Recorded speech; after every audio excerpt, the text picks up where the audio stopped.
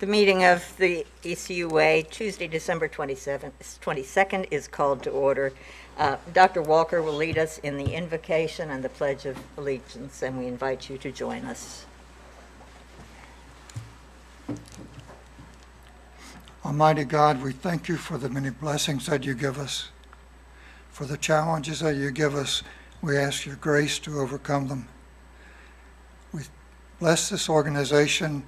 Help it be a shining light of good government in this community for now and for years to come. In your name we pray. Amen. Amen. I pledge allegiance to the flag of the United States of America and to the republic for which it stands, one nation, under God, liberty and justice. Liberty and justice for all. Thank you, Dr. Walker. We come now to the adoption of the agenda. Does anyone have any additions to the agenda? Dr. Walker? No. Anyone else? I'd like to add under unfinished business 13A, one-time leak adjustment. Mr. Perkins.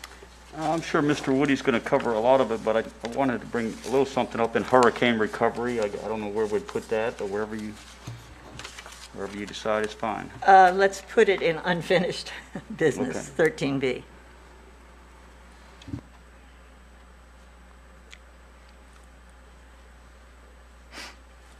And Dr. Walker?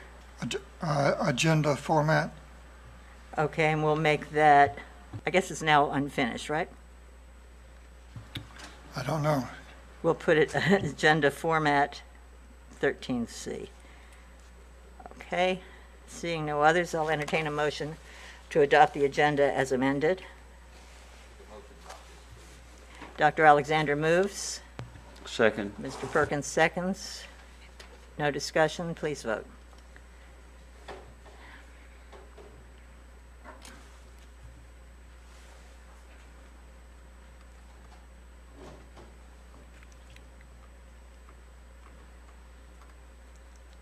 And it passes 4-0. The next item is public hearings, and there are none, and the next item is open forum. And if you will indulge me, I would like to change this just a little bit. We usually have board communications at the end, which we may do, but after the last week that we've gone through, I think many of us may have observations that we would like to share, and before we lose some people, this might be the time for the board members to offer some kudos or observations, things that they have seen from our staff during this last few days. And I will start by, there was an EOC briefing, and I listened to the mayor who said, this storm is so much smoother than what happened 16 years ago, and it's all because of the ECUA and the actions of the board in these intervening years to change the location of the downtown sewer plant. This is a much different recovery for that. And I thought it was very nice for the mayor to make that observation. Later, the mayor sent me a text and said how much he has enjoyed working with Mr. Woody during this. And I think we saw an unparalleled intergovernmental cooperation during this storm. We didn't care about what lines of demarcation there were. Everyone was working together for a common goal. But I think also, in my experience, it was not just at the upper levels, the people who were at the EOC, but the people who were in the fields that really made the difference. On Sunday morning, I had a call from somebody in Navy Point who said, there is sewage bubbling out of the manhole in front of my house, and it's going into the bayou. What can you do? And I texted Mr. Woody, and within 20 minutes, Jerry Piscopo was down there with his crews working on this manhole to stem the flow. It was not fun, but he was there virtually all day Sunday making this happen. And I think that's just one example of the people in this organization who were working on behalf of all the citizens. And I open it to any of you who have anything to share. Dr. Alexander. Yes, ma'am. I would just like to again acknowledge Mr. Woody and his leadership, which was clearly demonstrated during this very challenging time, and even before that, his leadership that he has demonstrated in a short time that he's been here, and I just wanted to make mention of that publicly. But having been a public safety director myself in Metro Atlanta, I certainly do understand when you have these type of events that occur, having gone through this ice storm a few years ago in Atlanta that was horrific, and a number of other events.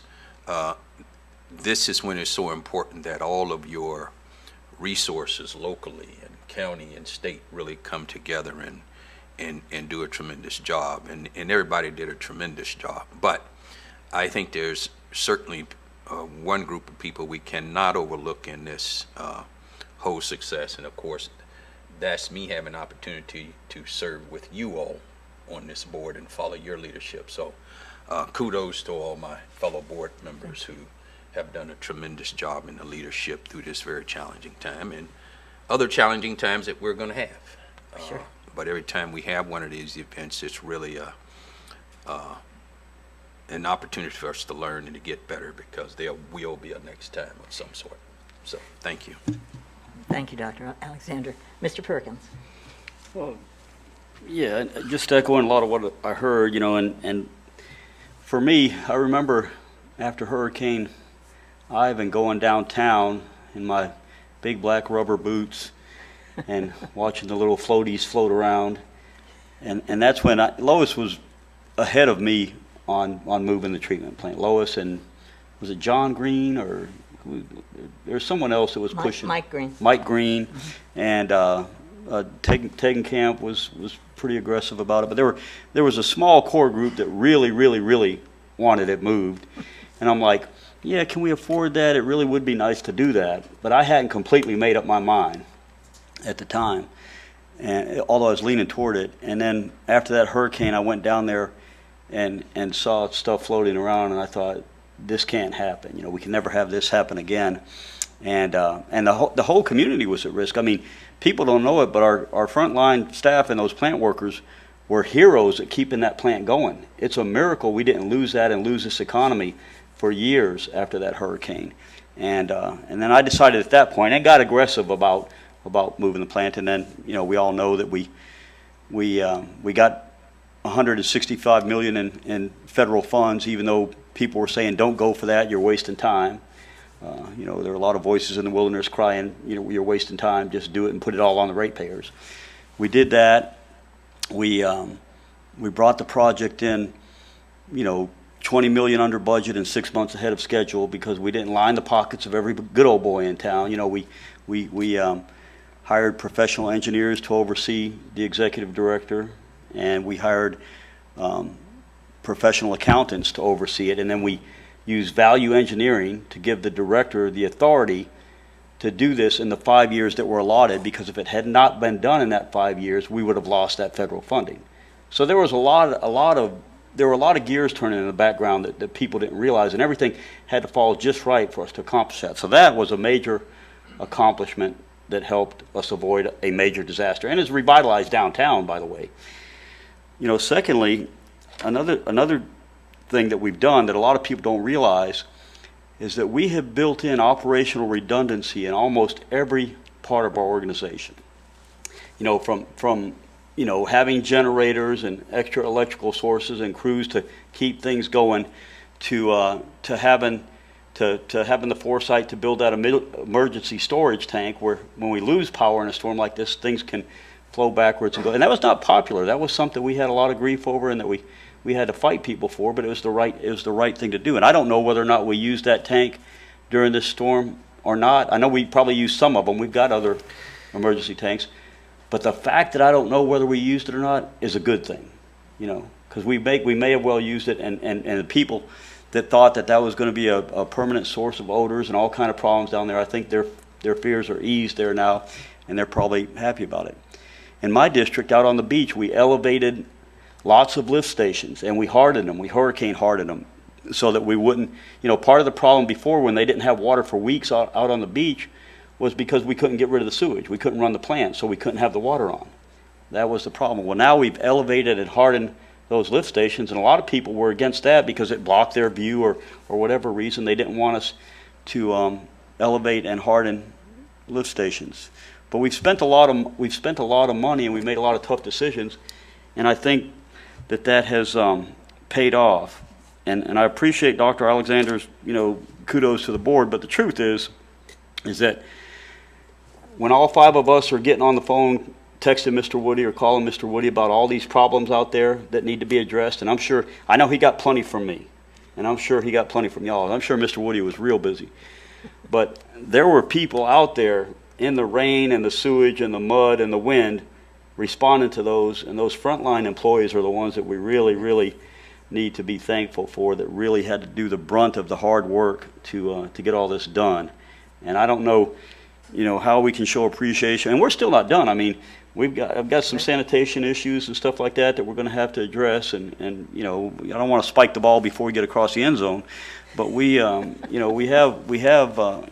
done. The staff has done a great job so far, and I'm sure that Gabe's going to be busy with people who've had broken lines and high bills and all this stuff, and everybody's going to be busy for a few months, and sanitation's going to be really busy, and then just patching the system back up and getting everything ready to go. But I think the fact that as a board member, people can call me and I can communicate to the executive director, and they can actually get results, and we're responsive to the community, I think is a good thing, and that's the way it should be. So I would also like to say a big, hurrah and way to go to everybody, but particularly those frontline workers who were knee-deep in sewage while we were on the phones calling about the problems. I see Mr. Rudd has come in. I think it's remarkable that our sanitation system missed one day during this entire storm, that our routes were run and we're back on a normal schedule, having missed one day for a hurricane. And we thank you, Mr. Rudd, and the workers out there. That's absolutely remarkable. Before we met, Mr. Beasley also shared with me experience he had with the county commission. This might be a good time to share that in the spirit of what we're doing. Mr. Beasley. Yes, the issue had come up about the bridges and whether or not, how ECUA was going to have to tackle the route from Pensacola Beach to the landfill. And there's a flow control agreement supported by a county ordinance in place that requires that the flow control go to the landfill. And so the question was, do you think we could get the county to amend that agreement and give us some relief on that basis? I was able to reach out to the county attorney, who I have a relationship with, and impressively, they were meeting that day and immediately put it on their agenda, passed Emergency Ordinance 2020-11, which relieves the ECUA from taking the beach garbage, trash, waste to the Perdido landfill and allows us to take it to Santa Rosa County landfills. This is a tremendous relief to the operations of ECUA, and the fact that the county recognized that, moved immediately on it, was a good sign of the relationship between the county and the ECUA and how we should work together. And I want everyone to realize that they came to our aid and assistance in that manner immediately. So, Thank you, Mr. Beasley, for sharing that. And I'd like to publicly thank the county for taking that action. And I hope the board members will reach out to your counterparts on the county, because that was certainly extraordinarily helpful. A simple act that's a reflection of better relationships than we've had in a long, long time. And of course, thank you for your timely ask, Mr. Beasley. Okay, I see no more lights on. Do we have anyone who wishes to address us in the public hearing or in the open forum? Okay. Then I will declare the open forum closed. We have a Recycle Star presentation, and we will recognize someone in the community for doing outstanding recycling. And Mr. Perkins, if you will announce the number, I'll read the name. Number 14. It's James Cooper. So Mr. Cooper will receive all of the benefits of a Recycle Star awardee. Thank you for your efforts, and to all of these people on the list. We come now to the approval of the minutes of the meeting of August 25th, 2020. It's on page 7. Is there a motion? Move approval. Dr. Walker moves approval. Is there a second? Second? Seconded by Mr. Perkins. Any changes, additions, corrections? If not, please vote.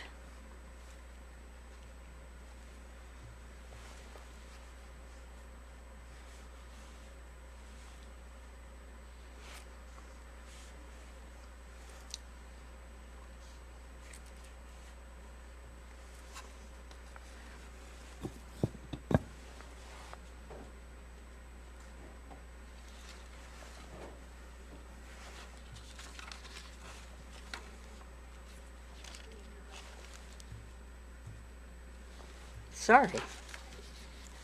And it passes 4-0. I drifted away somewhere.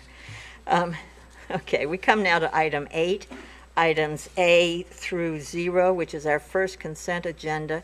And I will read the items, but I will entertain a motion first to put this on the table. I move the consent agenda. Mr. Perkins moves consent agenda number 8. Is there a second?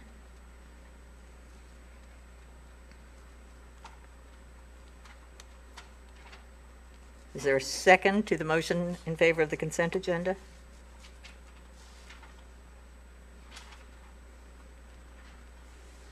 We can pull any items anybody would like to Yeah, pull. we can pull items if you want to, but we need a second to, okay, it's been moved and seconded. And I'm going to read them, and at the end, we can pull any that want to be pulled. The first item, and I apologize, this is a little bit long. We have a long list today, but I think for transparency, I ought to read each one. Item A is adoption of General Resolution GR 2019, a general resolution authorizing the acceptance of bid and awarding contract, authorizing the executive director to execute a contract with Core and Maine for the purchase of new fire hydrants in the amount of $172,152.34, and providing an effective date. Item B, General Resolution GR 2020R, a general resolution authorizing the extension of the contract with Davison Fuels and Oil, Inc. for purchase of hydraulic fuel and providing an effective date. Item 8C, adoption of General Resolution GR 2020, a general resolution authorizing the extension of the contract with Howell's Truck and Giant Tire Service, Inc. for retreading of tires and providing an effective date. D, adoption of General Resolution GR 2022, a general resolution authorizing the sole source award of purchase contract to WIS Inc. for the purchase of onboard navigation units and data service for the ECUA Sanitation Department collection fleet, authorizing the executive director to execute the purchase order, and with WIS Inc., authorizing the transfer of both capital improvement program and operational budget funding for the appropriate line item, and providing effective date. Item 8E, a general resolution utilizing state contracts to purchase new tires for the ECUA fleet, authorizing the executive director to execute multiple purchase orders with the state of Florida and the Florida Sheriff's Association, purchasing contract for new tire dealers, authorizing funding from appropriate line item, and providing an effective date. F, a general resolution authorizing the Emerald Coast Utilities Authority and Republic Services of Pensacola to enter into an agreement for the processing of recyclables at the ECUA Materials Recycling Facility and providing an effective date. Item G, a general resolution authorizing the Emerald Coast Utilities Authority and Waste Management of Mississippi to enter into an agreement for the process of recyclables of the Emerald Coast Utilities Authority Materials Recycling Facility and providing an effective date. Item H, a general resolution authorizing the extension of the contract with Environmental Operating Solutions, Inc. for the supplemental carbon and providing an effective date. I, a general resolution authorizing the extension of the sole source agreement with Premier Magnesia LLC for ThioGuard and providing an effective date. Item J, a general resolution authorizing the executive director to execute a purchase order in the amount of $150,000 with Green South Solutions LLC to provide a Class B biosolids land application services and providing an effective date. Item K, a general resolution authorizing the extension of the annual contract for utility construction with Pensacola Concrete Construction Company, Inc. Item L, a general resolution authorizing the extension of the annual contract for road restoration and debris removal with J. Miller Construction, Inc. Item M, a general resolution authorizing the extension of the contract with Griner Drilling Services, Inc. for annual water well maintenance and providing an effective date for the contract. Item N, a general resolution authorizing the extension of the contract with Polydyne, Inc. for liquid polymer and providing an effective date. And O, a general resolution authorizing the extension of the sole source annual agreement with Envirotech of America for the System 1000 grease control system and providing an effective date. We are now considering items 8A through O. Is there anyone who would like to remove any of these for separate discussion? Dr. Walker. I don't particularly wish to remove them for separate discussion, but I do wish to have a little bit of comment about a couple of them. That would be fine. This would be appropriate. You're recognized. Okay. First, the item D, the purchase of the onboard navigation units and data service for the sanitation department collection fleet. This has been a long sought goal of the sanitation department and of the entire authority. And it is nice to see that the department has found a contractor that appears to have a good product, a satisfactory product. I think this is just really a great step forward for the authority. I want to compliment Mr. Rudd and his staff for pursuing this. I know it's been you've been pursuing this for how long, Mr. Rudd? 3-4 years? 5 years? Yeah. It's great to see that somebody has finally met your standards, and looks like we have a system that will greatly improve the sanitation pickup and greatly reduce the number of complaints that at least some board members have to deal with. So my compliments there. And on, I had a question about item G, the contract with Waste Management of Mississippi. I noticed that it covers 2 counties, one of them being Jackson County.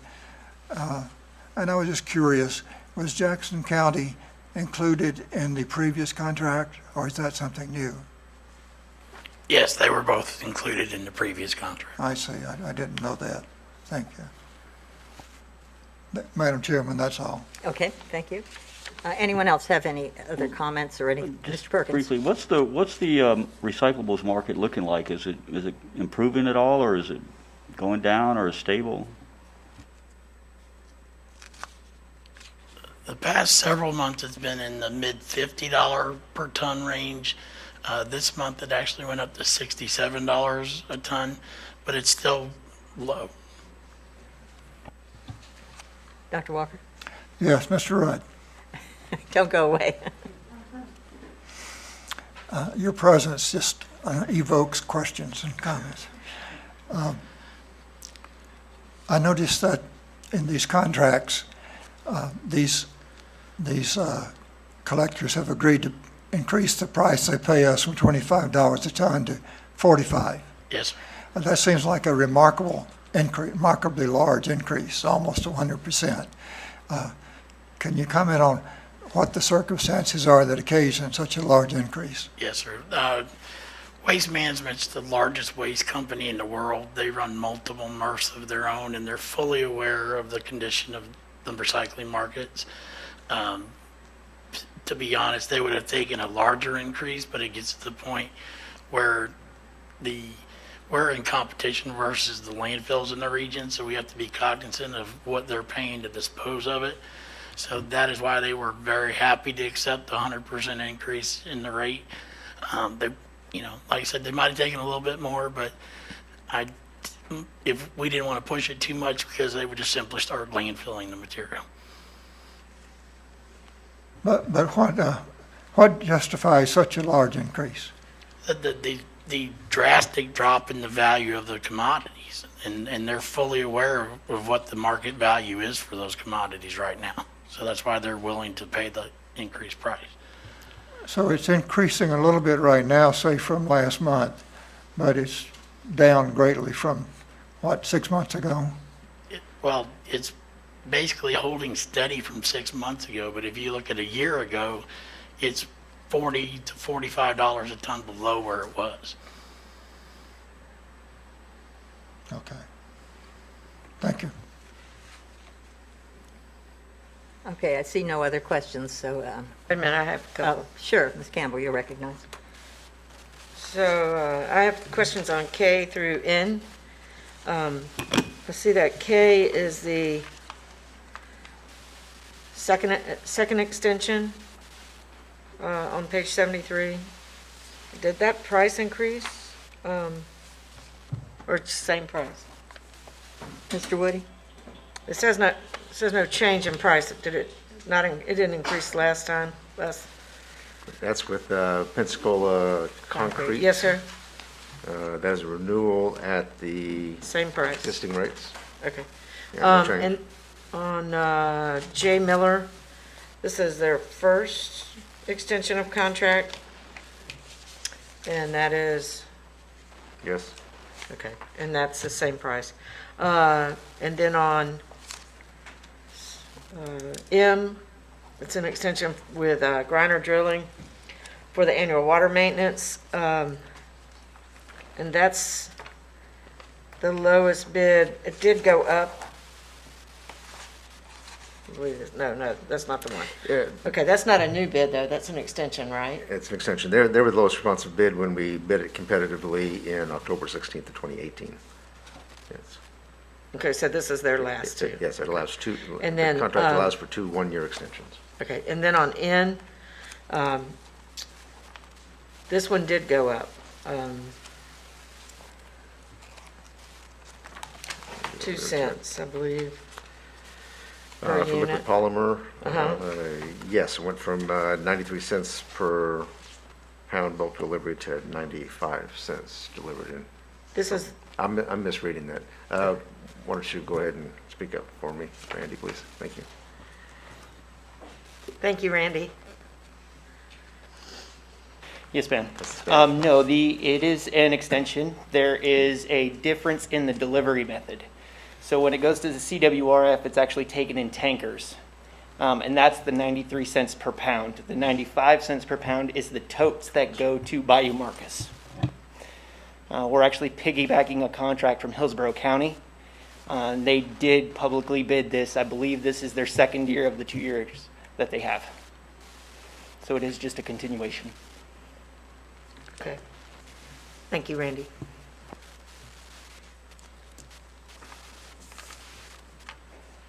I'm sorry, that, Okay, thank you. Seeing no others, we are now voting on items 8A through O. Please vote.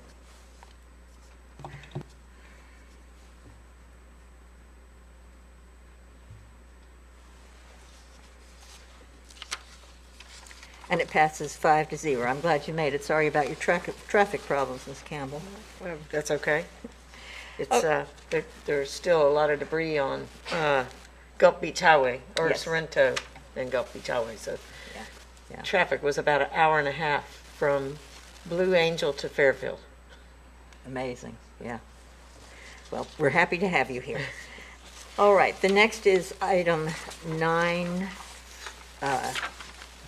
A through J as a consent agenda, and I will entertain a motion before we delete anything.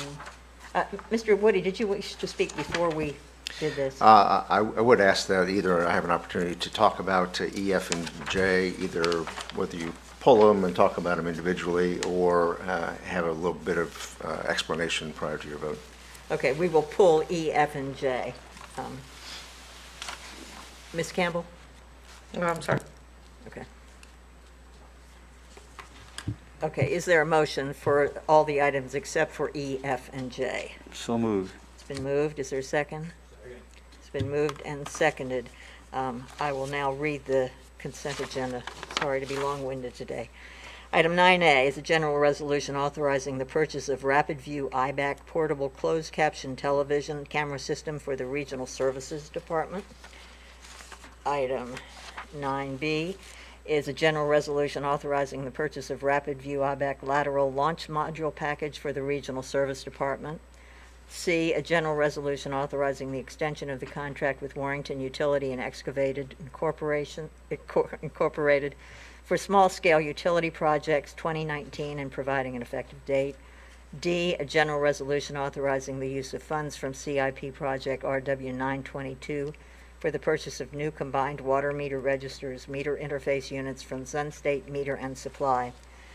Item E, a general resolution authorizing the executive director to revise a grant agreement with the United States Army Corps of Engineers for Phase 2 of the water system optimization and providing an effective date. That one is being pulled.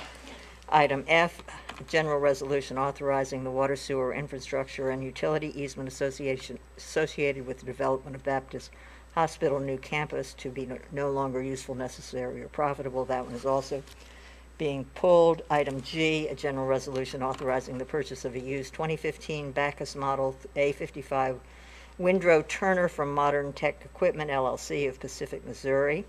Item H, a general resolution authorizing the write-off of uncollectible accounts and providing effective date. Item I, a general resolution authorizing a change order to the contract with Vision Construction Ent LLC for work at the West Pensacola Well, providing effective date. Item J, a general resolution authorizing the acceptance of bid and awarding contract, authorizing the executive director to execute a contract with the apparent low bidder for Mobile Highway 12-inch water main utility location, authorizing the transfer of project funds and providing effective date. We are voting on items A through J, except for items E, what did you say? E, F, and J. Does anyone else want to pull any of the others or make a comment on any of the other items? I would like an explanation on D. B as in ball? D as in dog. D as in dog? Okay. Why don't we just pull that one? Okay, thank you. Anyone else? Okay, let's vote on those items that have not been pulled.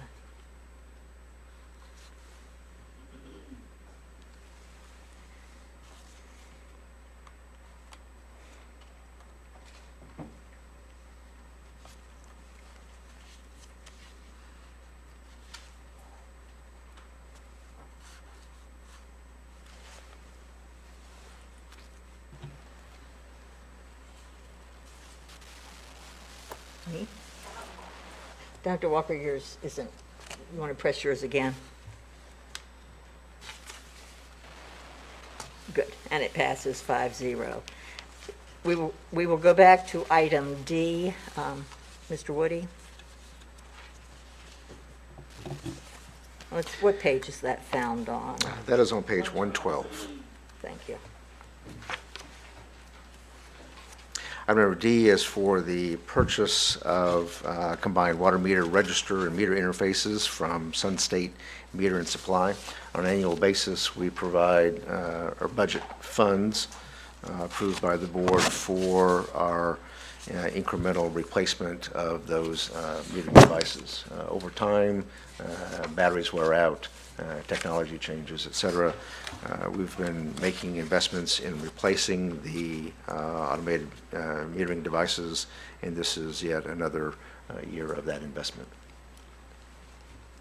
And so this is my question. So Sun State is the only one authorized to sell these parts in? The only distributor in this area. It's very common for large manufacturers to have contracts with registered dealers only for certain regions of the United States, and this is the registered dealer in our area. So they kind of got us held hostage. Kind of have cornered the market for that particular brand, yeah. Yes. I don't like being held hostage by anybody. Okay, thank you. Do you want to move item D? Yeah, but I do wish that we would look into being held hostage by somebody on something, sometimes they tell me, you know, this one in my office, this is the only guy that sells a computer part for this computer, and then I go and find it on the internet somewhere else where I can get it a little cheaper. I just want to make sure that we're not being held hostage and paying more for something that we could get a cheaper price on, so, Okay, thanks. I think you've been heard. Do we have a motion to accept item D as submitted? It's been moved. Is there a second? I'll second. It's been moved and seconded. Any further discussion? Please vote.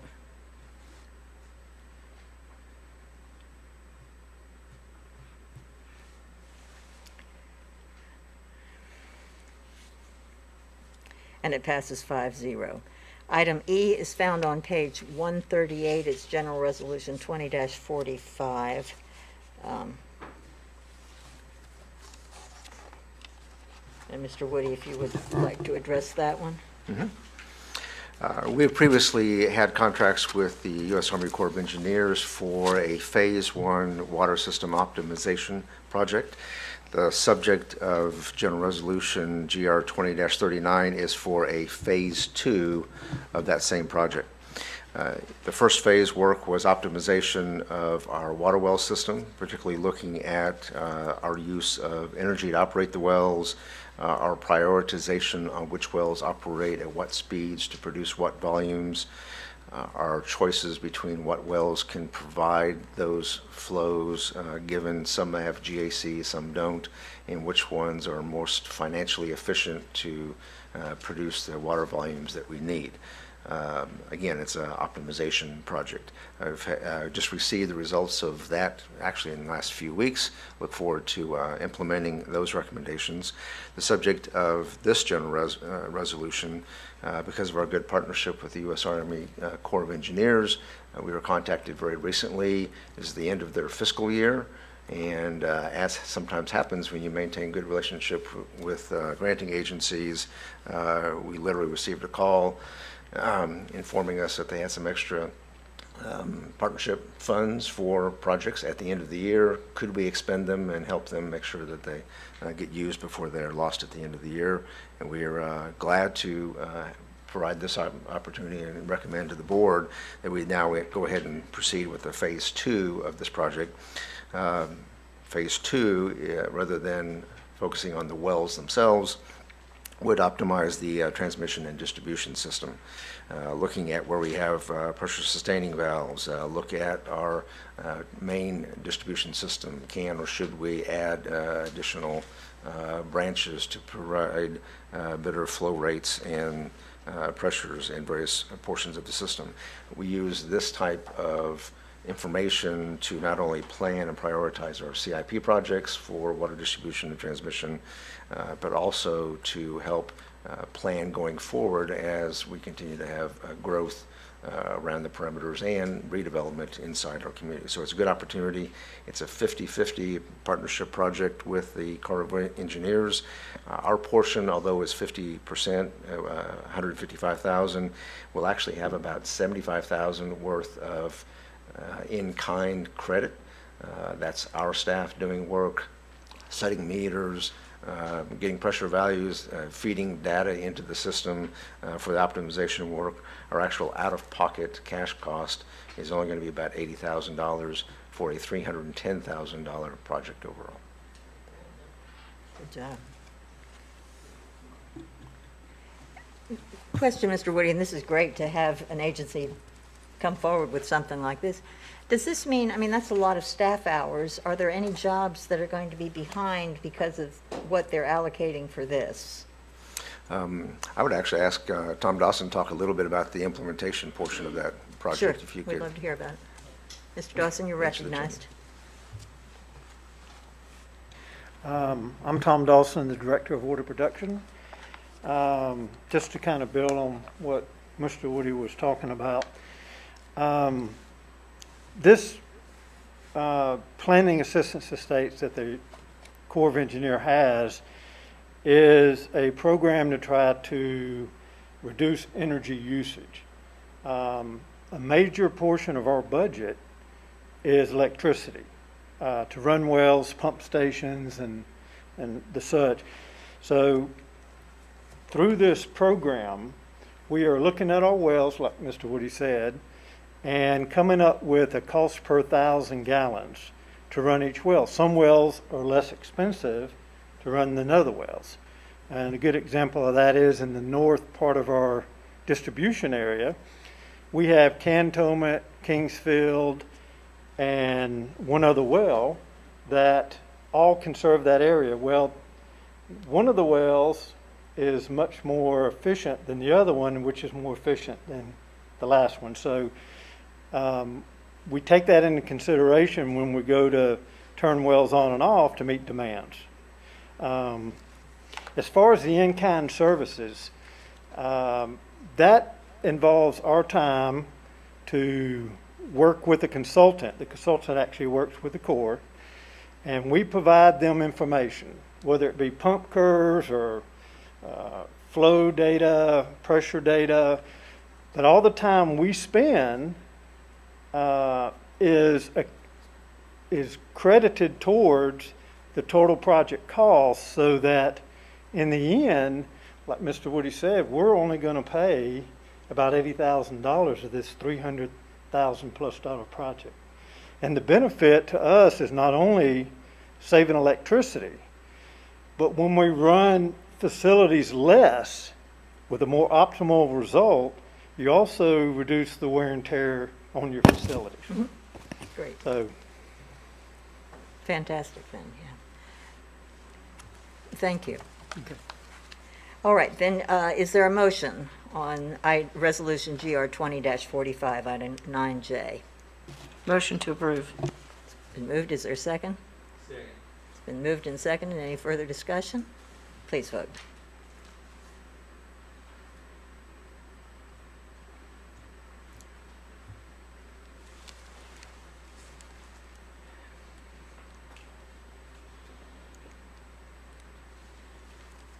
And it passes unanimously. And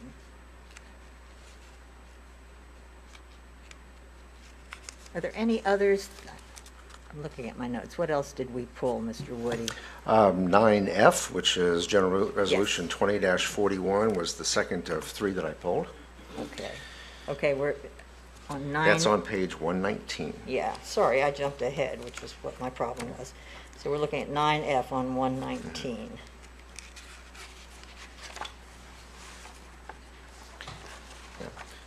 Overall, this agenda packet is unusually long because it's right at the end of the year, and we have an inordinate number of items just because of contracts that renew or new bids being recommended, which is common at the end of the fiscal year, at the beginning of a new fiscal year. Specifically, General Resolution 20-41 is associated with the new Baptist Hospital campus. They are redeveloping an existing piece of property, and that existing piece of property was covered with easements and infrastructure that preceded its redevelopment into Baptist Hospital. The city of Pensacola has already vacated rights-of-way throughout this 53-acre piece of property. So the infrastructure on the site that is left that will ultimately be largely abandoned as a part of this redevelopment is sitting out there in the easements that ECUA retains in the old public rights-of-way. A portion of the process for redevelopment requires us to take the same steps that the city of Pensacola already has. Ownership is like a bundle of sticks. Although the rights-of-way have been extinguished, we need to take a further step in extinguishing our ownership interest in the easements. These are easements that were acquired by the ECUA when they were essentially donated by the prior developer of the property, so we have no financial interest in terms of having purchased them originally, but in order to help support this redevelopment, they need to be abandoned along with the infrastructure. The pros and cons of this decision from a policy perspective are that while we are letting go easements, that used to go to property that was underdeveloped. We are bringing on a new development that will be a larger user. We're also only having to provide them service essentially to the property line, not having as much infrastructure to have to own and maintain across this property. And we're able then to relieve ourselves of the ownership and long-term maintenance responsibilities of over 3,200 lineal feet of sewer infrastructure and 3,700 lineal feet of water infrastructure. So there's a lot of positives over the long term by this decision and recommendation.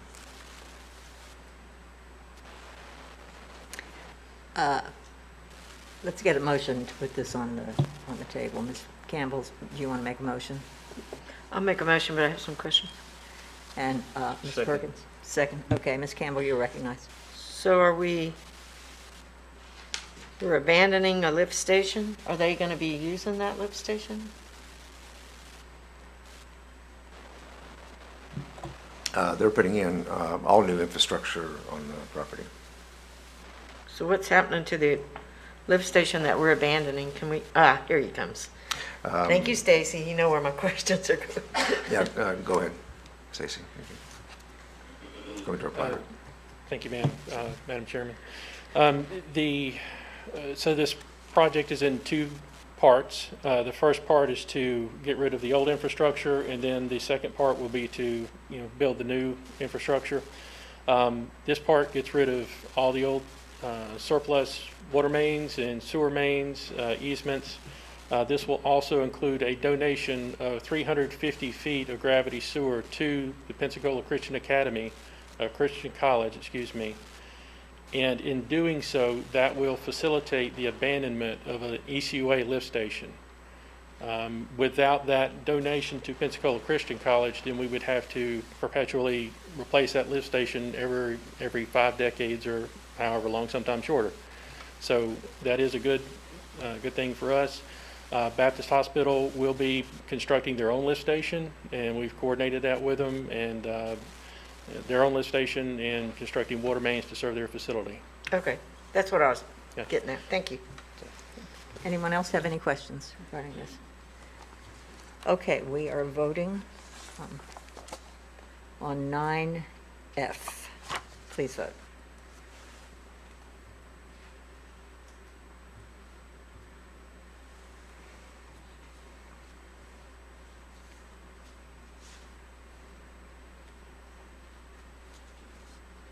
And it passes 5-0. And there's one more. That's 9J, is that correct, Mr. Woody? Or did we do that one? That is correct. The third and last one that I asked to be pulled to comment on is 9J, which is located on page 138, General Resolution GR 20-45. This project is to request advanced authority to enter into a contract with the apparent low and most responsive bidder for a project whose bid will be received actually after today's date. I'll explain a little bit of the background. We have a 12-inch water main that's maintained along Mobile Highway, just east and west of Beulah Road. It's had a number of breaks in the last several months, I guess, actually, that we've had to attend to. And we know that it has been a problem and have undertaken a redesign for that section and have actually initiated the bidding process. We had yet another break in the not too distant past, and we're concerned about needing to accelerate this project. There are really two ways to do that. We can either declare an emergency and contract directly with a contractor to speed things up. In lieu of that, I am I have the recommendation that I'm recommending here, and that is to complete our procurement process of advertising the 21 days and receiving that bid after today's date so that we can receive those bids in a competitive environment. But to do so without having to then wait for award another month, this resolution requests your authority for me to enter into a contract with the apparent low bidder per our procurement policy with a bid amount not to exceed $500,000. Thank you, Mr. Woody. And Ms. Campbell, if we could, let's hear from our attorney on the legalities of this, and then we'll entertain your questions. Thank you. Mr. Beasley, will you? Thank you, Madam Weigh Chair, in. members of the board. In consideration of the approach here, we look to the section 13 on procurement, and due to the dollar amount and the type of service provided, it would necessarily need to go through the 21-day bid process. The nature of the circumstances such that it does qualify also under the code as an emergency. So as an emergency under the other section, section 13-3, it's one of the exemptions to the bid process, in which case the executive director has the authority simply to just do it, to procure the contract, get it done, and then the only requirement is to then, after the fact, notify the board of the emergency and what action was taken and what money was spent.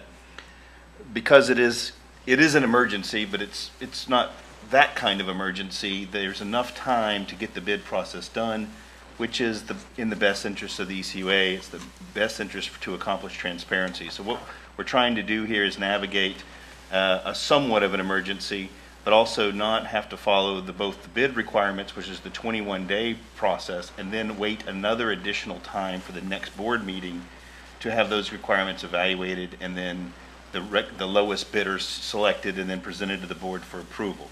So it's a little bit of a hybrid. I believe firmly that the executive director has the authority just simply to do this on his own authority, but that wouldn't be, because of the dollar amount, that wouldn't be the most transparent way to do it. So I think this hybrid way of doing it, while would not be our standard practice, this is not how we would do things normally. I think this is the best of both worlds. Thank you, Mr. Beasley. Ms. Campbell? Thank you. I appreciate your transparency totally, and I think if you ask the people of Beulah, they will tell you this is absolutely an emergency. This is in my district, and I wholeheartedly support it. I will move the item. Okay, it's been moved by Ms. Campbell. Is there a second? Second. Mr. Perkins? Any further discussion? If not, we will vote.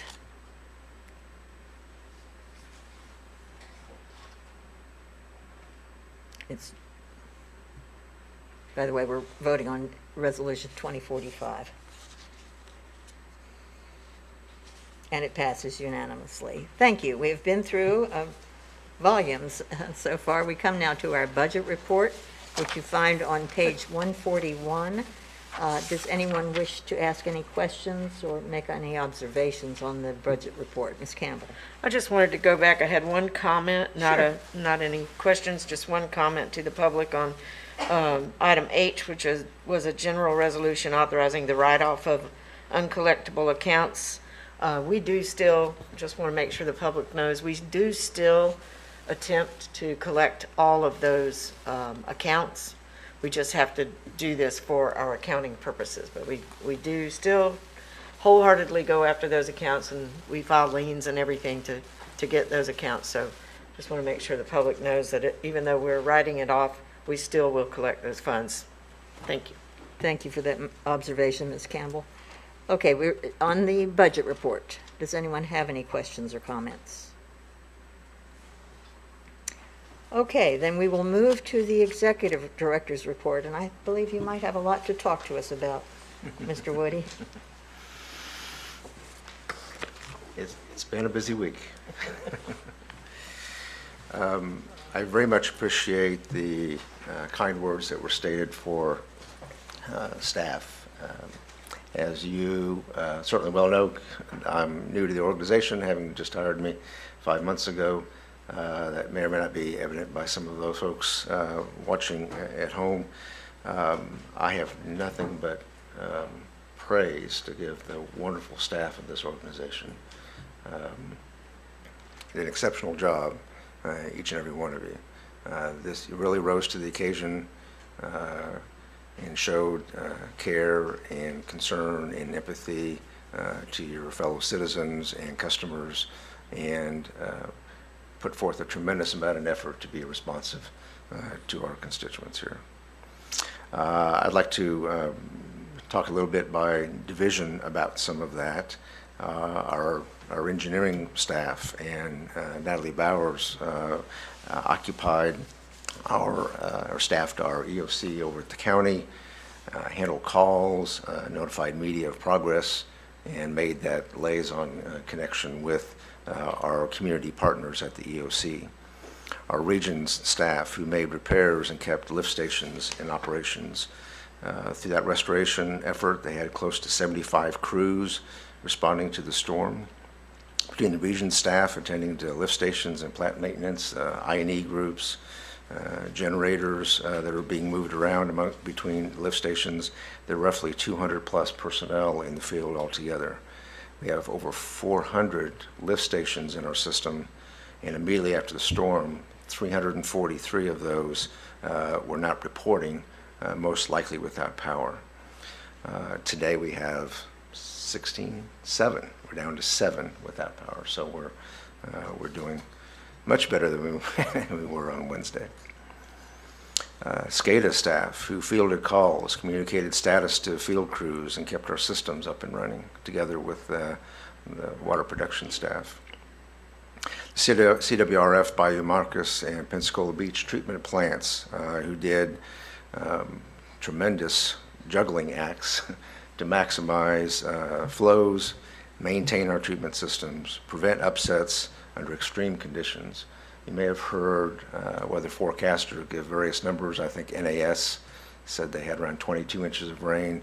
Our records, Randy, correct me if I'm wrong, I think you said 26 inches of rain that we recorded at the CWRF. So not only did we have flow coming in the front door, some of our open top structures were adding 2 feet of rain in addition to that during that period of time. Sanitation crews who were shut down for 2 days but still got a full week's worth of trash pickup completed the very same week that we had a Category 2 hurricane. Tremendous work. Thank you, Randy, and all of your crews who got that work done. Special shout out to Amanda Miller, your board secretary, who still got out of board agenda, mostly by herself while the rest of us were attending to other duties. The day of the storm, our finance group payroll was still being done here in the office while the work was being accomplished. There are myriad staff who were behind the scenes doing work in support of folks who were out in the field in order to get work done. And if it hadn't been for that type of combined effort, we wouldn't have completed repair of 56 water main breaks of sizes varying from 2 to 8 inches. Protection of a 16-inch force main that was washed out near Beulah Road that was prevented from having failed. We repaired a 12-inch force main break. We responded to 130 service calls. We had vacuum trucks running 16 hours a day in support of lift stations. We had crews delivered over 13,000 gallons of diesel fuel to keep various generators running during the operation. We had several lift stations who were washed out in various degrees, and I have a few photographs here to show in a minute. We removed trees from 79 different lift stations that had trees come over the top of them. We had 54 permanent and portable generators ranging in size from 500 kW to 60 kW that were continuously shuffled around while we pumped down stations and kept things running. Bypass pumps, 8 vacuum trucks, 4 vacuum tanker trucks were being shuffled around from site to site to site in order to respond. I would ask the folks, if Steve, you go ahead and turn on our PowerPoint. I've got just a few slides I'd like to show, a few pictures. Some of these you may have seen, others perhaps you may have not. But up on the screen, some of the damages that we incurred. Our materials recycling facility in particular received some significant damage. That facility, however, is already in the midst of reconstruction. Thank you to Randy and his staff who got with the original manufacturer, and the center section of this facility already has been replaced. We're continuing to work on it. It will be every bit of a 4-week operation. We have fabric to replace, the end walls to replace, Part of one end wall has the ventilation systems in it that has to be replaced. There was damage to the fire sprinkler system, and then quite a bit of electrical needs to be restored. To date, we're still verifying whether the sorter itself sustained any damage. We're cautiously optimistic. However, most of the controls and drive facilities were shielded in an enclosure, so we're hopeful that that survived reasonably well. We did lose a lot of product that was wet as well that can't be recycled. Some examples of other damage. Right there in this picture, you see an exposed 24-inch water line at the north end of the Bob Sykes Bridge. You've heard some discussion about that section being undermined and washed out. I believe two-way traffic on one side of the bridge is currently being used for general public. This is the side that was undermined. Usually there's 4 or 5 feet of cover over that water line up to the top of that concrete structure that you see. So we'll be replacing some valves, replacing a swab launching station, about $100,000 worth of expense in that area. We're coordinating with the county to do that project while they're restoring that approach slab to the bridge. Some other examples where we had damage at lift stations. There's too numerous to show you, but I have just a few pictures. Oftentimes, sewer flows by gravity, so we're always in a low location in subdivisions. Those are always then co-located then with storm drainage structures and detention basins. So when those overflow, where we have high stormwater events, those sometimes threaten our lift stations, particularly in older neighborhoods where the standards at the time of construction aren't quite as robust as they are under today's building codes. Here's an example, obviously, where one of our stations was lost its transformers, and we have some damage to the adjacent structure. Here's another one where near East Shore Drive, where stormwater from an upstream basin flowed straight through the whole neighborhood. There's some pretty sad damage to some adjacent homes and structures, and as that water passed through ECUA property, we had some erosion damage as well. Another example, this just out of view at this station beyond the sheet piling is a stormwater detention basin. Again, when all that water moves downstream, soil gets eroded away. We have a wet well there that looks like has dropped 4 or 5 inches, so we may have to replace that wet well and redo some of that structure as well. So that's the types of projects, the scope of which are certainly are much larger than that. I certainly appreciate, again, not only the work of our staff, but also our community partners. While we were working on our response was capable or accelerated with the help of the Escambia County Sheriff's Department and the Pensacola Police Department. They gave escorts for delivery of fuel to our stations. Also our sampling and testing crews in order for them to gain general access to key locations in order for us to lift our boil water notice. We had to do effectively what we normally do over a 30-day period of time in only 48 hours. We took 186 samples one day, followed that with another 186 samples in testing the very next day. That was occurring right at the time that people were really starting to get out of their houses because power was just starting to get back, traffic was bad, access to main thoroughfares was particularly difficult because of the long lines for gas. So without the Sheriff's Department, the Police Department, that would have been much more difficult.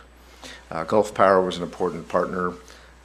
They kept up with us in prioritizing key pump stations that need to come on ahead of others, and they kept in close communication with staff on that progress. Already mentioned was Escambia County's help with our flow control agreement, allowing us to now take our Pensacola Beach trash to the Santa Rosa landfill rather than having to haul it such a long distance around the 3-mile closed bridge, and instead of having to go all the way to Perdido Key. And that's very, very much appreciated. And last but not least, thank you to the community in general, and this and former boards who collectively passed policy, passed bonds, promoted the investment of $165 million in prior FEMA money to move the station from the old plant from downtown to where it is now. It performed extremely well. This board and the community is not having to face what they did after Ivan as a result. This investment has definitely paid off. Thank you, Mr. Woody. I'm sure there are questions. You said 4 weeks on the recycling plant. We're getting calls, obviously. When will we be recycling again? Is that our goal? Can we even say with any level of confidence? That is the goal that we're putting out publicly based on the timeline we're hearing from the manufacturer for the facility that's putting back the structure, the ventilation, and the electrical work. The unknown component is once we get power back to the facility, confirming that there's no sorter machinery damage. That's our main unknown factor, plus any weather that might slow us down. When the winds are up, it's difficult and not safe for our workers to work on the building that they're erecting. But right now, we're still working on a 4-week timeline. So there are probably lots of people like me who have a lot of recycling piled up, and in 4 weeks there's going to be a lot more recycling. I personally don't want to put mine in the landfill, and so I don't mind holding it, but is there any way, once we reopen, to double up on our recycling routes so we can catch up with some of those people who are committed to recycling and who would like to make sure their recycling doesn't go into the landfill? Do you think that's feasible? If you'd allow Randy and I an opportunity to talk about and strategize about that. Another competing priority in terms of our overall resources is at the same time we may or may not be involved in resuming yard trash collection and the volume that's associated with that and all the FEMA activity that's going on. So there's quite a few balls we're juggling at the moment. We'll take that under advisement and see what we can do in light of that concern. Okay. Thank you, Mr. Woody. Mr. Perkins? Madam Chairman, that was one of the issues I had for hurricane recovery. So what I was thinking on the recycling, and I don't know if this is possible, but a lot of people are not as civic minded as you, and they don't want the recyclables piling up in the garage or outside or all around the house and everything like that. They just want them gone. And so what I'm wondering is can we collect them in the recycling trucks like we usually do and just dispose of them for a few weeks until we get it up and running? I mean, is that an option? And that would make it easier for the people who want to save it and make sure their stuff gets recycled. It'd probably make it easier to either put some in their neighbors' cans or have us have a less massive flow all at one time to be able to do that. So I don't know. I hate to see people get out of the habit of recycling. I worry that if we just start using the cans, then people are going to start throwing recyclables in there and they're just going to be using the cans. So I don't know whether we can continue to pick them up and get them out of people's way or not for the weeks that we have until we can get it going. So you're sort of asking if we can stockpile some of them too. Is that what I'm hearing? Well, either stockpile or dispose. Okay. Okay. Mr. Rudd? Yes, the issue we have right now is we're using both garbage and recycling trucks to pick up garbage cans. The streets are still very crowded with debris. It's difficult for the normal garbage trucks to get up and down the streets.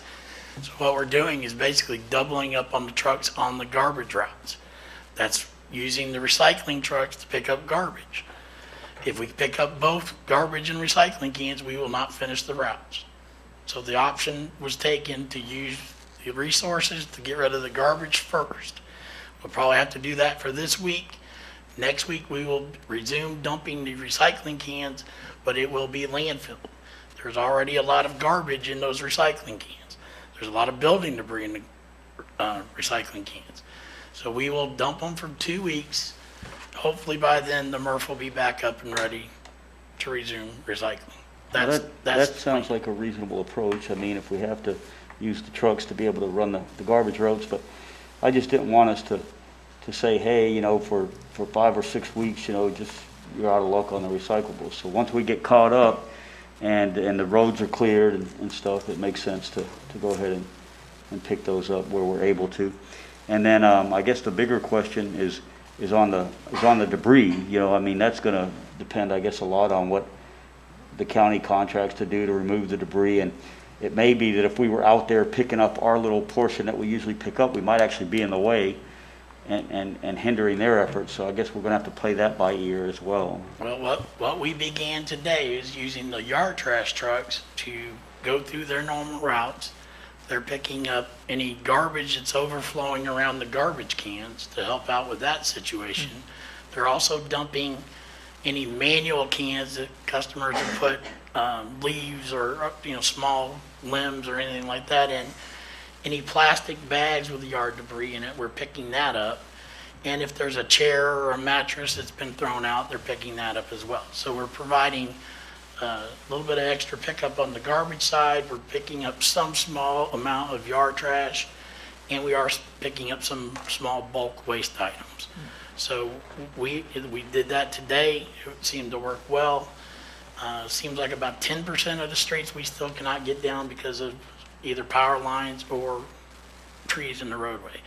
But overall, the system worked very well today, and we were able to finish the routes. Follow-up question, Madam Chair. I have Ms. Campbell up first, and then I'll get to you, if that's okay. Ms. Campbell? Thank you.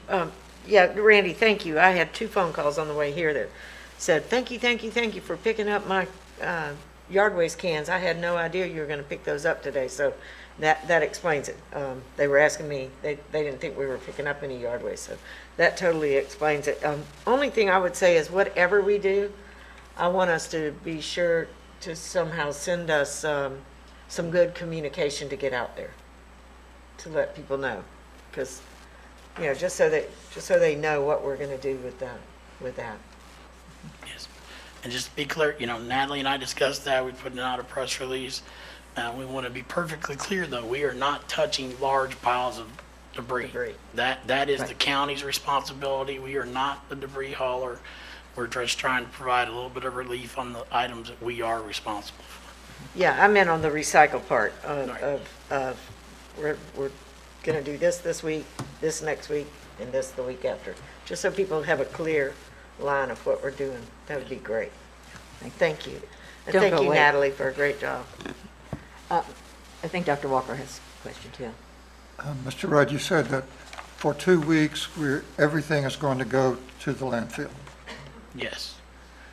Which 2 weeks? This week and next week? Next week. This week, we are not picking up recycling cans at all. Next week, we will resume picking up recycling cans, but for that week and the following week, it will be disposed of in the landfill. Okay. Next week and the following week. Correct. We'll go to the landfill. Yes, sir. Okay. Ms. Campbell, did you have something else? Okay. And one thing that I would like to say is that I appreciate our staff communicating even the bad news quickly and accurately to people. Like at the water reclamation facility, we had flow going through a different route, but it was still, suitable for human contact, clean flow, going to the same place, but not in the average regular way we dispose of it. And having our staff communicate that and be clear about it, I think is a lot better than somebody saying, hey, they're sending stuff to the river. Having it explained and people know about it, I think, even when it's not the perfect news, helps us to gain confidence and trust with the community. So I appreciate that effort. Thank you, Mr. Perkins. Mr. Walker, Dr. Walker? Following up on what Mr. Perkins just said, we might all remember that sometime back, we were required to take our recycling collection to the landfill for a time, and we publicly acknowledged that. We publicly broadcast that so that everyone in the community knew it, and we got no bad press for that. The city, by contrast, was secretly taking their recyclable collection to the landfill, and for several weeks or even months did not disclose that publicly, and they got a real black eye for that. So yes, clarity and broadcasting what we're actually doing certainly pays off. Thank you, Dr. Walker. Mr. Beasley? Yes, just an observation after Mr. Woody's report, having watched the EOC broadcast and Mr. Woody appearing in them, I just, as a Scoutmaster, I'm keen on the merit badge system. And if we had a hurricane merit badge, I'd think this Midwesterner has now earned his. So I wish that we had one to award him. I said to him earlier today, he's no longer the new executive director. He's had trial by hurricane. He's fully immersed. He knows the staff well. He knows the organization and the community. But we sure have appreciated having you here, Mr. Woody. Okay, that concludes your report, I assume, and we'll move to the attorney's report. Mr. Beasley. Thank you, Madam Chair. The only item to add to my report is that we are about to commence a lawsuit against the provider, suppliers, and manufacturer of a pipe coating product in Duron related to our wastewater system. We've had that pipe coating fail in several segments of our system. We are concerned that it may be more persistent in other areas where we're using the same coating. It's a pretty big lawsuit against some pretty big manufacturers. It's not a class action or anything, it's just our lawsuit. But I anticipate when Mr. Palmer and Mr. Woody approve the lawsuit to go ahead and have it filed. We're doing that to preserve any statute of limitations issues. I'm not sure that the lawsuit is big enough to make the paper or anything along those lines. Just wanted the board to know that it's about to be filed. Rarely does ECUA initiate lawsuits, but in this case we need to do so to protect our interest with respect to this pipe issue. Thank you, Mr. Beasley. Any questions? Mr. Perkins? Oh, Ms. Campbell? Is this the ductile iron pipes on Blue Angel?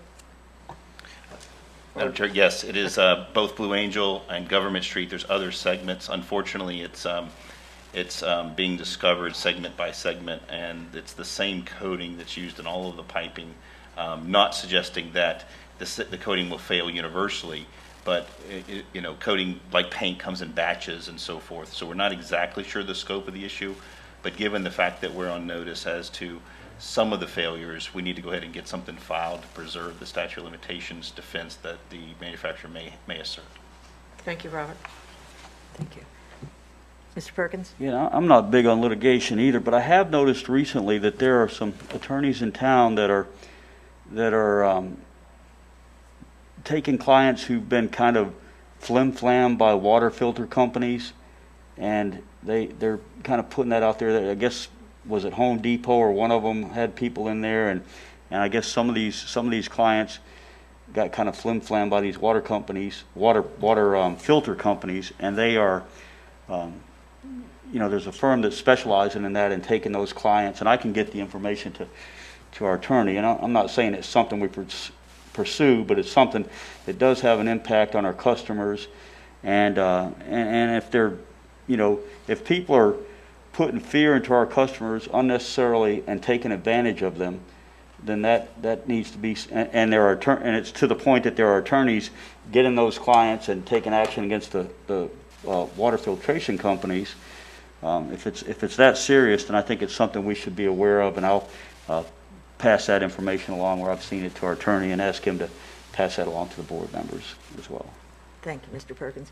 By the way, Mr. Beasley, he brings that up. We had some situations that we did pass along to the state attorney general because it had risen to that level. It's probably related to that. Yeah, it probably is. It might be good to be apprised of that. Thanks for bringing that up, Mr. Perkins. Ms. Campbell. I think it was Home Depot. I'll just say it because I had, and I want to know the name of the law firm when you find that out. I had some people in my area that were followed home from there for delivery of some appliances, and while they were delivering the appliances, they told them that we had the worst water in the United States, one of the 10 worst waters in the United States, and that they needed a whole house water filter. And they called me and said, hey, they're telling us we got to have this filter. It's $7,000. And I said, don't you dare, think that your water is going to kill you. That's the most ridiculous thing. So I'd like to know who it is too, because following people home. It's, and I'll send the link to our attorney, but it's Taylor, Warren, Widener, and Hancock, PA, Pensacola, Florida. Stephanie Taylor is the, yeah. So, And, yeah, and- it's water treatment, unfair and deceptive trade practices. And Ms. Campbell, actually, before the Home Depot thing that we've discussed, there was another firm that advertised on Blab TV, and they would talk about your shower was the most dangerous 10 minutes you spent in your day, and they had just hyperbolic language. It was really ridiculous. So there have been several out there. Yeah. Dr. Walker? Oh, I'm sorry, Ms. Campbell, your light's on. Oh, I'm sorry. That's okay. Okay. Dr. Walker? I was called in January by a constituent who told me that she and her husband had just bought a $7,000 home water filtration system because it was implied, at least by the salesman, that the black stuff around the drain in their tub, the mildew, was due to content of the water. Now, we all know that that's not true. Mildew is airborne, not waterborne. So it was a $7,000 ripoff, basically. Unfortunately, she called me after they had bought that because the black mildew persisted even after they bought the home filtration system. I would mention too that you will soon have a board member who owns a home water filtration system company. And let me say that there are many people who believe in the water filtration. There are extremes of that. There are some that, we have chemicals in our water to make it safer, but some people who don't want it. There is a level of water filtration that some people find totally acceptable. We're talking about some egregious practices by snake oil salesmen. So, yeah. Mr. Perkins. Well, another thing is, one of the staff sent, I had a constituent contact me recently about the kind of the pink slime or sometimes that black mold, and I didn't really have a clear, I'm embarrassed to say it, I didn't really have a clear understanding of what it was, but somebody from staff sent me something. It was an article that described it and described what caused it, and some people actually have filters that will remove the chlorine and stuff and cause that mold and slime to grow instead of helping. And I got a complaint this past week that, hey, my water filters are all clogged up with this black slime, and it's the mildew. It's because they're taking the chlorine out. So that was very helpful to me to have that article that now I can either post on Facebook or forward to people so that they know, because I'm embarrassed to say I didn't have that technical knowledge to pass along to them. Let's include some of that information in what we send out to the public. That's useful because I've had calls too, and it would be worth a good education project. Ms. Campbell. Well, I'm sorry. Okay, I think that concludes our discussion of the attorney's report. We went far afield. We come now to item 13, unfinished business. The first, 13A was mine. It was one-time leak adjustment. I was contacted by a constituent who had had some damage from the hurricane, which burst a pipe, which caused a huge amount of water use. And she said, do I have to use my one-time leak adjustment for this natural event? And I spoke with Mr. Woody a little bit about it, and I'd like for staff to look at an exception for during a named storm or some kind of an emergency, and we'll let them define it so that people don't have to use their one-time leak adjustment in a case of a natural disaster. If there's no objection, we'll just refer that to staff. Everybody good with that? Ms. Campbell? No, yeah, I agree. I probably half the people that have a pool have a hole in their pool liner, and they probably don't even know it yet until they get their water bill. Yeah. So. And there has been a little bit of disagreement among the board on the policy in the past, and so we're not sure exactly what the policy says. I've always interpreted it as there's a one-time unexplained leak adjustment. We don't know where the water come from, and that's what we've, what I have typically encouraged people to use when there's just no explanation. When they're, when a contractor busts a pipe and it's obvious that was the cause, in my opinion, that hasn't been something that should count against them. But we'll leave that discussion for another day. But I do encourage your thoughts. Okay. Thank you, Mr. Perkins. Did you have a response to that? Mr. Woody, you looked like you wanted to weigh in on that. No, pretty much just agreeing. What I'm hearing is recognizing that sometimes natural events can have issues and problems. So if we can identify an exception to the one-time rule where perhaps one of these leak events occurred during the time of a natural disaster, we just need to define for policy purposes when those start and when those stop. Maybe during the time, perhaps, while we have an operational condition 3 through completion be identified. We just need a start date and a stop date for a natural event. Sure, and you'll bring that back to us. We'll bring that back. Yeah, good. Item 13B was hurricane recovery. Dale, did we cover it? Okay, good. And Dr. Walker, 13C, agenda format.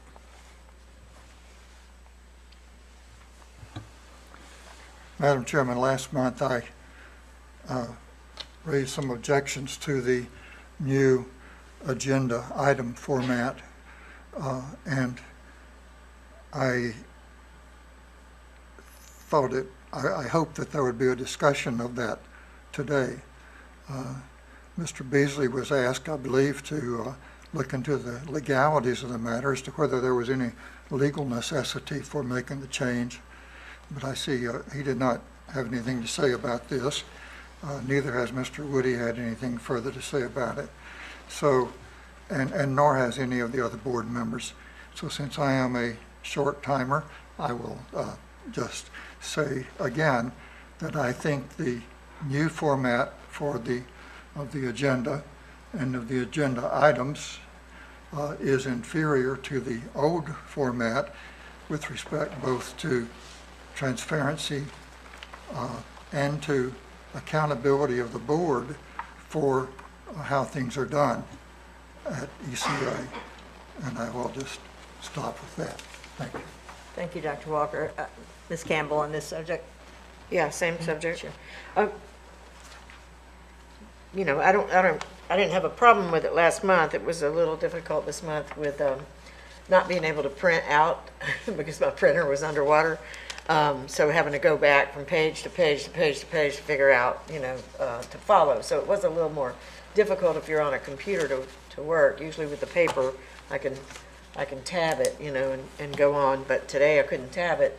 And so it did make it a little bit more difficult. I think that it's perfectly legal as long as we are putting the agenda up on the website, and we are doing that now, right? Okay. Yeah, we weren't before, which I did have a problem with, but I don't have a problem with it. It was a little difficult to work with today, just because I couldn't print it out, but with it printed out, it doesn't bother me. Let me recognize Mr. Perkins, and then I'll get to you, Mr. Madam Beasley. Chairman, I think from what I'm seeing in this agenda, it looks like the staff heard what was said and tried to make accommodations for that. I mean, we still have the resolution format, but they also, have, originating department, purpose, remarks, and a lot of the and maps, and a lot of the explanations like we had in the past. So it looks like they're doing both now, to me. So it looks like they've tried to accommodate that, and I think that it's working pretty well with the new. I think they took Dr. Walker's comments to heart, left the left the new format where we have a resolution, but also put in, like if you look on page 121, in addition to the resolution, an explanation and lining things out and providing maps and all further, that further information as well. Yeah, I think we all kind of felt this month was an anomaly to some extent, but I did meet with both Mr. Woody and Mr. Beasley and comment it was awfully cumbersome this time, and I was sort of yearning for the days back when there was a narrative, And there may be a better way. I don't think we have found the perfect answer yet. I think that it still needs some further refining. If nothing else, it takes a lot of paper to do it this way. So I'd like to see it further refined. And I think this agenda is a little bit of an anomaly because it's Right. the end of the fiscal year and every project, we just had a ton of projects that they were trying to wrap up the fiscal year with. So Yeah. I don't think it's going to be this cumbersome in the future. I But hope not, yeah. I'm open to changes. I mean, I'm not tied to anything here. Well, I'm a lot older than you are. So. Mr. Beasley? Thank you, Madam Chair and members of the board. This is very much a work in progress. When I came to the ECUA, I was concerned about the lack of clear record instructions from the board as to specific acts. In fact, I found myself inheriting lawsuits where that was a major defense that we had to deal with. And so I felt like that was imperative to begin a pattern of written resolutions versus resolutions that are found somewhere in the minutes that are not very well categorized or indexed, and it requires reading all of the minutes from 1 year to find them. And so that was one of my goals. I was tentatively bringing that to Mr. Woody when he first arrived, and he wholeheartely embraced what my concerns, and he added his concerns. That snowballed into the change. This is an anomaly. I found it difficult to work through all these resolutions and get them out in a timely manner on my iPhone because I didn't have any internet or anything. So we had almost a perfect storm of a really heavy agenda with a new format, with the lack of technology to process it. There were, as Mr. Perkins pointed out, there was an effort following Dr. Walker's comments to make some more changes to move it back to the way it was. So the current approach is one, to allow the board to be better informed with the supportive information. Two, to make it clear in the wherefore provision of the clause, the therefore provision, the acting part, rather than the preamble, exactly specifically what the board improved and who they authorized to do what. And so that the authorization issue is taken out of the mix from now on. Three, and probably just as importantly, to create a historical record that we can then match up to the code and also provide to the public.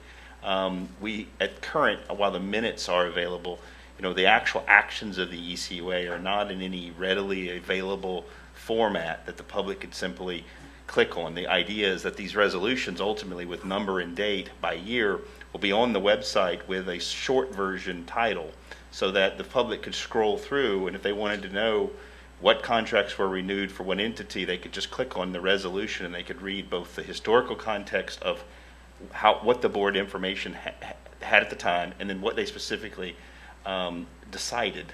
So those are the goals. It's a work in progress. I get it. We've got to somehow balance efficiency and ease of handling with getting these goals accomplished. I know Mr. Woody wants to weigh in on this. We are working on it even now, so we'll continue to work on it. I welcome anyone's comments. The only thing I haven't done is Dr. Walker and I were going to have a conversation on it. I just haven't been able to follow up with him on it. That's my fault.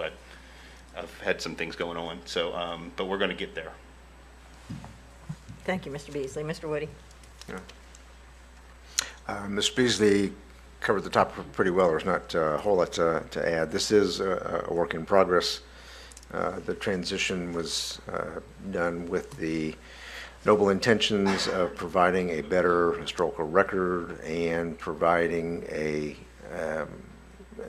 which includes context and a clear explanation of what the direction of the board is. So that's kind of the story behind the formatting. I understand and respect the recommendation that we need to have a little more narrative and a little less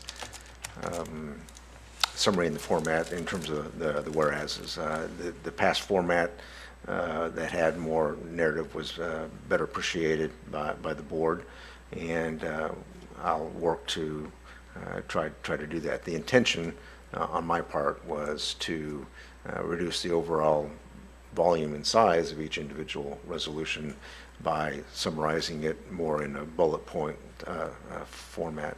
If that's not the preferred method, then I'll make some changes to the format that's best accomplishes your intentions. Thank you, Mr. Whitty.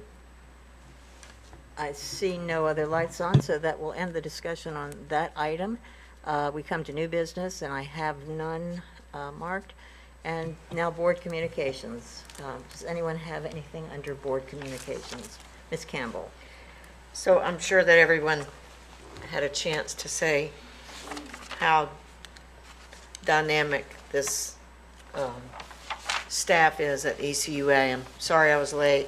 It's a little crazy out there coming from Perdido. There was a lot of traffic. But I wanted just to take a minute to say, you know, I went through Frederick in 1979, Ivan in 2004, and then Sally this year. And I have never, ever seen a community come together as quickly as this community has come together in the last week.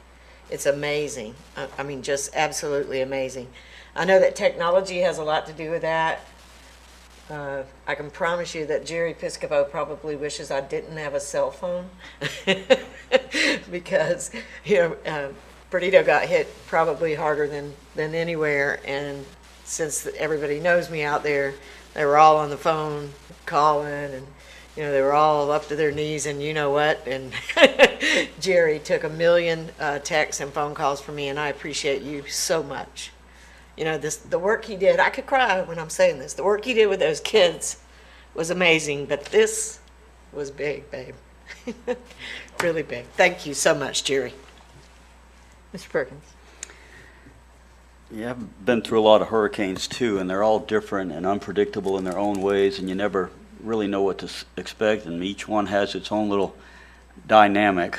The worst one I was ever in for me was the 7-year-old in Hurricane Camille in Moss Point, Mississippi. That was a humdinger, but this one, you know, it really seemed to have brought people together in the community, and I just wanted to say to you know, give an atta-girl to Miss Campbell, because your district really got slammed, and you were busy. I could tell, you know, I'm always hesitant to post stuff on Facebook just because I'm hypersensitive about sunshine issues. So I rarely will post ECUA stuff on there. But with all the power out and no communication, and the only way to communicate people had was basically through their cell phone service, you know, I could see Ms. Campbell providing a lot of information to her constituents and a lot of encouragement and support, despite having her own personal, you know, wreckage to deal with. So I just want to say, way to go, and you're representing your district and us well out there. Thank you, Mr. Perkins. I see no more lights. You all have plenty to do at home, I have a feeling, so this meeting is adjourned. Thanks to all of you.